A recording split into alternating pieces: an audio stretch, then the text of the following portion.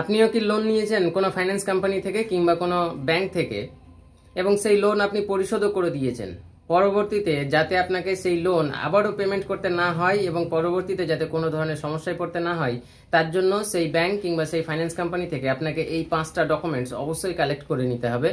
আমি advocate MH Rahman. ডকুমেন্টসগুলো হলো, 1 নম্বরে হচ্ছে এনওসি অর্থাৎ নো অবজেকশন সার্টিফিকেট, 2 নম্বর হচ্ছে লোন ক্লোজার লেটার, 3 নম্বর হচ্ছে ফাইনাল রিলিজ স্টেটমেন্ট এবং 4 নম্বর হচ্ছে রিলিজ অফ কোলাটেরাল এবং 5 নম্বর হচ্ছে অরিজিনাল লোন এগ্রিমেন্ট। পরবর্তীতে কোনো ধরনের সমস্যায় যাতে পড়তে না হয় তার জন্য এই 5টা ডকুমেন্টস অবশ্যই আপনারা যেই ফাইন্যান্স কোম্পানি কিংবা যেই ব্যাংক থেকে আপনারা লোন নিয়েছেন সেইখান থেকে অবশ্যই এই 5টা ডকুমেন্টস কালেক্ট করে নেবেন। সর্বদা সতর্ক থাকুন, সুস্থ থাকুন, শুনতে থাকুন আমাকে এবং ফলো করুন advocate MH Rahman Facebook page এবং ইউটিউব চ্যানেলকে। চলুন দেখা হচ্ছে অন্য কোনো ভিডিওতে, ততক্ষণ পর্যন্ত ধন্যবাদ।